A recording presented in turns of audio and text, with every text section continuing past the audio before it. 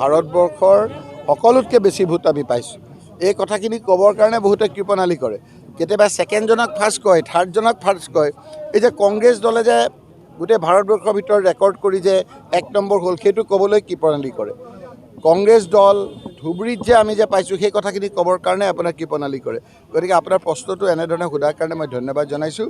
আৰু প্ৰতিজন ধুবুৰীৰ ভোটদাতা ৰাইজক মই ধন্যবাদ আৰু কৃতজ্ঞতা জনাইছোঁ যে তেওঁলোকে গোটেই ভাৰতবৰ্ষত ৰেকৰ্ড কৰি কংগ্ৰেছ দলৰ প্ৰাৰ্থী হিচাপে মোক 10,12,000তকৈ বেছি ভোটত বিজয়ী কৰিছে। এইটো এটা ৱৰ্ল্ড ৰেকৰ্ড বুলি কৈ আছে সকলোৱে, কিন্তু ইলেকশ্যন কমিশ্যন অফ ইণ্ডিয়াৰ ৰেকৰ্ডত কৈছে যে এইবাৰ ভাৰতবৰ্ষৰ সকলো কেণ্ডিডেটতকৈ আমাৰ কংগ্ৰেছ প্ৰাৰ্থী হিচাপে ধুবুৰীত আমি প্ৰথম স্থান পাইছোঁ। আৰু সেইকাৰণেই এতিয়ালৈকে মই পূৰ্ণাংগ MP হ'ব পৰা নাই। MP হৈছোঁ ইলেক্টেড MP। আমি এতিয়া আমাক নিৰ্বাচিত। আমি যিদিনা শপত গ্ৰহণ কৰিম, আমাৰ এতিয়া শপত গ্ৰহণৰ দিছে তাৰিখ বোধহয় 24 তাৰিখে। 24 তাৰিখৰ পিছত যেতিয়া শপত গ্ৰহণ কৰিম, তেতিয়া পূৰ্ণাংগ আমি সাংসদ হ'ম। এই পূৰ্ণাংগ MP হোৱাৰ আগতেই মোৰ মানুহখিনি, যি মোৰ কংগ্ৰেছ কৰ্মী, প্ৰতিজন তৃণমূল পৰ্যায়ৰ পৰা একেবাৰে মূল আমাৰ জিলা কংগ্ৰেছ, আমাৰ MLA সকল, আমাৰ এই ভোটদাতা ৰাইজ, ভোট মোক দিয়া, ভোট নিদিয়া, সকলো ৰাইজৰ প্ৰতি মোৰ এটা দায়িত্ব আছে। সেইকাৰণে পূৰ্ণাংগ MP হৈ শপত গ্ৰহণ কৰাৰ পূৰ্বেই মই সেইসকলক ধন্যবাদ জনাবলৈ, কৃতজ্ঞতা জনাবৰ কাৰণে মই ইয়ালৈ আহিছোঁ। আপোনালোককে এই অপাহতে পাই আপোনালোককো ধন্যবাদ জনাম যে আমাৰ ধুবুৰী লোকসভা সমষ্টিৰ যিসকল আমাৰ প্ৰেছৰ লোক আছিল, সেইসকলেও আমাক যোগাত্মকভাৱে বহু কষ্ট কৰি আচল ছবিটো দাঙি ধৰিছিল। সেইকাৰণে আপোনালোককো থেংকছ গিভিং, মই ধন্যবাদ সূচক কৃতজ্ঞতা দিবৰ কাৰণে আজি আপোনালোকৰ ওচৰলৈ আহিলোঁ।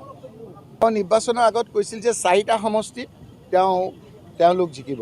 সেই 4টা সমষ্টি কোনকেইটা জিকিলে চাওক। গতিকে তেওঁৰ কথাই তেওঁলোকৰ উত্তৰ যে সকলো জাতি জনগোষ্ঠীৰ মানুহে আমাক ভোট দিছে। এতিয়া আপোনাৰ যোৰহাটত যি আমাৰ তিয়ক সমষ্টিত ভোট দিলে, সেইখিনি কি মানুহ? তিয়কত যে কংগ্ৰেছে বেছি পালে, আমাৰ যে বিজেপিয়ে যে কম পালে, সেই মানুহখিনি কি মানুহ? আজি আপোনালোকে যদি চায়, যোৰহাট লোকসভা সমষ্টিৰ 10টা সমষ্টিৰ ভিতৰত 9টা সমষ্টিত কংগ্ৰেছে বেছি ভোট পালে, এটা সমষ্টিত অলপ কম পালে। সেই মানুহখিনি কি মানুহ? আজি আপোনালোকে চাওক, কাজিৰঙা সমষ্টিৰ পৰা আৰম্ভ কৰি অসমৰ সকলো সমষ্টিতে কংগ্ৰেছে এইবাৰ ভোট পাইছে। এই শাসনত থকা অৱস্থাত এনেদৰে ভোট পোৱাটো বৰ কঠিন। তাৰপিছতো ৰাইজে এটা সিদ্ধান্ত লৈছে। 26ৰ নিৰ্বাচনত আপোনালোকে চাওক, যি তেওঁ 92 কৈ আছে, সেইটো ওলোটাই 29 হ'ব, যদিহে মুখ্যমন্ত্ৰী হিমন্ত বিশ্ব শৰ্মা তেতিয়ালৈকে মুখ্যমন্ত্ৰী হৈ থাকে। ওচৰতে কৈছে মোক সংসদ হৈ লওক। কিছুমান বস্তু মই মুখেৰে এতিয়া নকওঁ। এক বদৰুদ্দিন আজমল, এক UDF, এই কথাবিলাক ৰাইজে পাহৰিব খুজিছে, মোৰ মুখেৰে কিয় মই আকৌ জীয়াই ৰাখোঁ। গতিকে তেওঁলোকক, মোৰ ব্যক্তিগত কথা হ'ল যে তেওঁলোকৰ MLAখিনি আনিলে, মই ব্যক্তিগতভাৱে কৈছোঁ যে আনিব নালাগে, কাৰণ সেইবিলাক সমষ্টিত আমাৰ কংগ্ৰেছ কৰ্মীসকলৰ বহুত আশা ভৰসা আছে, বহু কষ্ট কৰি জিকাইছে।